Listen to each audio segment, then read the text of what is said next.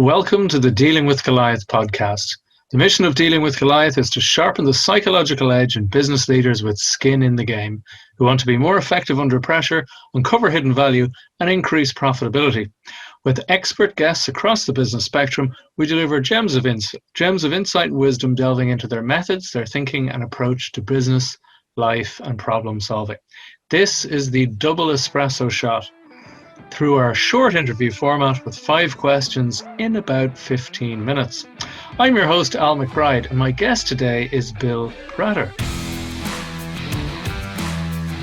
Bill earned his reputation as America's business alchemist by helping business owners and entrepreneurs break free of inertia and accelerate into the future they dream of. He loves nothing better than sharing what he's learned by working with those who are dissatisfied with the status quo and eager to transform themselves and their business. He created Scaleology and the Business Mastery System as the core foundational principles of dynamic and continuous business growth. A typical client of his sees their company rising to a position of pre-eminence and is not satisfied with just getting to the next level.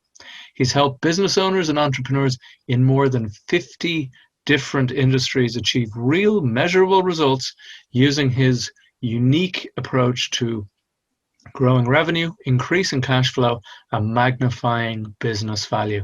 So Bill, welcome to the podcast. Great to have you. I'm fantastically happy to be here, Al. I'm very glad to hear it. Where are you joining us from today, Bill? So I'm in Phoenix, Arizona, where it's about 60 degrees and super sunny. Beautiful, beautiful. It is not here in Dublin, Ireland. I'll tell you that for nothing. So I'm glad one of us is happy with it. Now we will dive straight in. So Bill, who is your ideal client and what's the biggest challenge they face? Okay, thanks for the question. That's a great one because you did mention 50 industries. So what do 50 industries have in common? So, and really what it is that business owners, entrepreneurs of all sizes go through what I see as 3 phases. And it doesn't matter if the business is doing less than 100,000 US a year or 100 million US per year. Wow. These same 3 phases apply generally. And the first one is the phase where the business is the boss. So you can think of Ella Fitzgerald, and she's a life coach, and her business is her life coaching people. And she's reached a point where she says, wow, why can't I get my business larger? Why does it take me so much time? Why am I up every night at 9 p.m.? Why do I skip my children's ballet practices time and time again? Mm-hmm. And so that's kind of phase 1. Phase 2 is where people start realizing that they've got to separate themselves a bit from their business, and they'll move into where the business depends on them, mm-hmm. but they're no longer the only actor. So they at this point, they may have many employees, but the employees tend to rely on the owner, and they keep asking for help, or they'll have a problem and they'll seek out the owner and say, what do I do in this situation? And so they move their business needle. Maybe revenue now is 2 or 3 times what it used to be, Al, mm-hmm. but they're still in place where the business depends on them. Gotcha. The third stage is where finally they've reached the point where they and the business are independent, meaning that they're almost like the investor. And the business is able to operate, get new clients, provide the services and products, make profits, enough profits for the owner to be able to come in once in a while or never at all. So those are kind of the 3 phases. And so years ago, Al, I found myself basically in phase 2. Mm-hmm. So I'd moved my business where I had 100 some employees, but it still relied on me. So I felt trapped, and I did all the things I just described. So my typical client is somebody that owns a business of any sort of size, and feels constrained by the business, feel that they're trapped and they get frustrated. And when they get to that point, usually they'll figure out some way to find me to help them out of that dead end, if you will. Outstanding. And do you usually move people? Is it usually from stage 2, as you say, to stage 3 mostly, or does it vary? I would say that I move them mostly from those stages. Oh. However, if I go look at my client base, many of them, Al, are what I'll call solopreneurs. They're all by themselves. Gotcha. And they might be doing maybe low 6 figures, and they're trying to get out of that. So most of them, though, have a 1, 2, maybe 3 staff, and they want to get to the point where they can get their business volume or revenue or turnover up by 10 times or more. And so that's ideally where the, if you will, the dynamic growth can take place. Okay. But the majority, and as far as numbers of people, have little teeny businesses. Okay, so it's replacing yourself as the business owner in a certain degree from the day-to-day necessities. So basically the business can run without you. So whether you're on vacation or on another project or whatever, it won't grind to a halt if you're not there to make decisions. Okay. It sounds very much like it's the entrepreneurial dream there.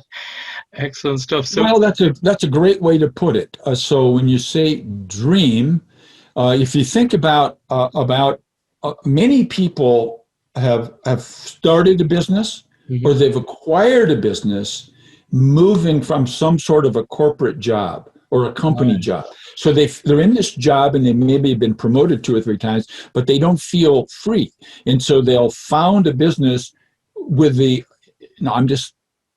I'm kind of chunking this up, but with the grand vision of personal freedom. And then when they get their business, they find they didn't get the personal freedom. And so they think, well, wait a minute, that didn't work the way I was told. I felt that if I left my job with IBM and here I am a business owner, I'd be free, and I'm not free at all. So yeah, that's a nice way to put it. So they start with a dream, and then they become frustrated because they've not realized what they want and they don't know what to do. Typical solutions are, gee, I'll go online because I think I should get involved with Facebook ads. So they'll start Facebook ads. Okay, and you're prompting my next question here, Bill. It's just, what are the common mistakes people make when they're trying to solve them? So yeah, they're looking around going, okay, how do I do? So they go to Facebook ads is one thing, right? Well, it's not necessarily Facebook ads, but let's just call these all tactical things. Exactly. So tactics, Al, as you and I know, tactics are things that you do because they're working at the time, and then at some point in time, you need to stop doing them and put in a new tactic. Right. So they're a level lower than strategy. So vision would be the top level. What's your dream for the future? The next level down is strategy. What do you plan to do to realize that ultimate dream, personal freedom, let's call it. Most people have that. And then what tactics will we use in the moment to help me accomplish that strategy to reach my dream? And what happens, and I don't mean to pick on Facebook ads, but what I mean to say, Al, is that there is an entire, if you will, industry that's devoted to selling things to business owners and entrepreneurs. And so they package them up in as pretty a package as they can. So if somebody's trying to convince somebody to use Facebook ads, they'll create sales pages and email swipe copy and so forth, and they'll convince people to do that tactic. Gotcha. Or maybe it's writing blog posts, or maybe it's interviewing experts in the field, or maybe it's hiring a virtual assistant in Argentina. All of those things are tactics. So the biggest mistake, Al, that business owners and entrepreneurs makes is trying out randomly Yeah. all sorts of different tactical things that end up ultimately not working and in fact make the problem worse. It's very interesting because it sounds like people aren't quite. It's not shiny object syndrome where they're completely distracted. They are actually focused on an outcome, but as you said, it's not coherently part of a wider and deeper strategy, which would get them out of, as you said, essentially it's that difference, as they say, between being self-employed and a business owner. The self-employed person has essentially swapped one job for another, but they Yes. have far more, as I use the phrase, skin in the game, because if they don't bring in the sales or their team doesn't bring in the sales, it's often them that will suffer at the end of the day or the end of the year. Right. Whereas if you're at least in a corporate job, it's the wages, you have that dependable. So a lot more stress in there. So they don't have the vision at the highest level. And then, as you said, they're maybe lacking a lot of strategy and they're trying some of those tactics. So what might be one valuable free action that the audience could implement, people in that situation could implement to help them with that issue? So it won't solve it, but at least point them in the right direction. So I I recommend the following exercise, and it might take a full day. I recommend actually doing it frequently, maybe annually, and that is this: make a list of every single thing that you do in a day. That'll probably take several days, maybe even a month to make this list, because every day people don't necessarily do everything. But over a course of a month, this list will end up with, I'm going to guess, 150 things on it. And I don't mean, say, marketing. You don't want to write down marketing. You want to write down uh, uh, reading email, sending email, uh, Reading about having how a to do Facebook ads write better, these right? specific actions. Right. Now you got this list. Now what we need to do is step two of that. After you've got that, now we're into this day that I'm describing. You got the list. What we need to do is to sort this list down. And so I recommend a simple scatter diagram with two scales, Al. Scale one, it can be vertical or horizontal, doesn't matter. Right. Scale one is ability. How good are you at doing that, whatever it may be? So let's just pick something out and say writing a blog post. Okay. What's your level of skill? 10, and I just simply like 10 is great, 1 is grand. So you're a 6 or a 7 or a 2, whatever you are. The other scale is what I call love. So do you love doing it? Do you love doing it? So 10 is I absolutely love it, and 1 is I absolutely hate it. So then you go through this list of 150 things and you score them. 10 on ability, 1 to 10 on ability, 1 to 10 on love. Right. Step 3, Al, is you would take that new list now with the two numbers, and you would score it in your field, your scatter diagram. So all the 10 tens would be up in the upper right. One corner, yeah, and then down, Yeah, right? and the Okay. 1 ones are in the lower left, and then all that things will take place. Then you want to basically isolate the upper right corner is the things you should be doing, and then embark on a plan to get everything else hired out, delegated out, hire somebody to do it, get a contractor to help you, do everything in your power to do that, and have that list in front of you all the time. So It's a great systematic, structured way of answering that question and really knowing, where do I add the most value? And also, as you said, it's not just the value externally that maybe you're very good at something, but you don't particularly enjoy it. it's hard to get better at it if you don't particularly enjoy it. Whereas this, as I said, is bringing that right up to that top quadrant. Very, very interesting. Yeah, so I love when you said value because the next thing you do after you get that done is assign a dollar value. What's the value per hour to your business of doing such and such a thing? So it's Oh, possible, for example, that you love something and you're really good at it, but it's completely worthless relative to your business. right. So that would be the second thing you'd do. So that's the valuable free activity or action people can take.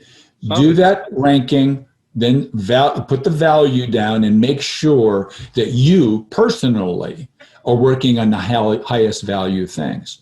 And see, the way that would work, Al, is when you finally get to the place where your involvement with the business is very, very small. See, now all you're left with is things like creating and maintaining the vision, which is an extremely high value item. And you can do that while you're fishing, while you're on vacation, Right. while the business day to day is running. Work Gotcha, on the gotcha. dreaming. Okay, when you're wearing that CEO hat, so to speak, rather than the doer hat necessarily. Correct. Okay, very Yeah. good. So, what is one valuable free resource that you could direct people to that would help them with that, or All with right. So, the Al, general? knowing that I'd be talking to you today, I put together a page. It's basically a master class. So it would be scaleology.guru slash scaleology dash masterclass. Scaleology.masterclass. Okay, I have a slightly different URL, so I'll make sure to have that beneath the podcast on the Yeah, video. I probably sent you something and I've changed it up a little bit. You've changed it up And a little so bit. what that is that's a place where people can go in any stage. So there's two separate master classes there. One's designed for solopreneurs and the other is designed for large business owners. Excellent, excellent. That sounds like an excellent resource. Brilliant stuff. So, what's one question I should have asked you that would have been of great value to our audience? Well, okay, so the one question that you should have asked is when you get to stage 3, where the business operates independently of you, what's the next move? Uh-huh. And the next move really is where I came up with the whole concept of scaleology. And so if you take a look at companies that are in that category, businesses where the owner is independent of the business, that's when unbelievably rapid scaling can take place. So then now you're moving from getting to that point to then becoming a preeminent player in your niche or your industry. And after you become preeminent, what can you do next? Well, you can be the dominant player in your market. You can be a dominant player in market. After you get to be a dominant player, well, what's next? Well, you can be number one in your niche. So once you arrive at that stage 3, then you need to have it kind of ratchet up your dream, really. And so that's the third. And so the Scaleology model, which has 3 parts, Al. Part one is mindset, and that's really where your focus is. Teaching people how to think like a market master, or think with an idea of dominance, or think with the idea of becoming preeminent. That's the mindset, if you will. And then number 2, just when I gave you that scatter diagram, is that you need to have a management system that will operate inside your business at all levels of revenue and numbers of employees and so forth. You need to have some permanence, so your business is not operating in a whack-a-mole environment. Instead, it's an organized, systematic approach. And then the third one is, and the exercise we talked about earlier, Al, gets people there, and that is to understand the power, the unbelievable power in building and then leveraging a high performance team. So it's mindset, system, and team. Outstanding stuff. Brilliant. Thank you so much, Bill. And I cannot recommend that masterclass enough. I'm going to dive into it very shortly. I know you for a number of years now at this stage, I think. And from our interactions, I know the level of value that you bring. So thank you very much for being on the podcast, Bill. Great to have you. Thanks, Al, for having me here. I enjoyed it very much.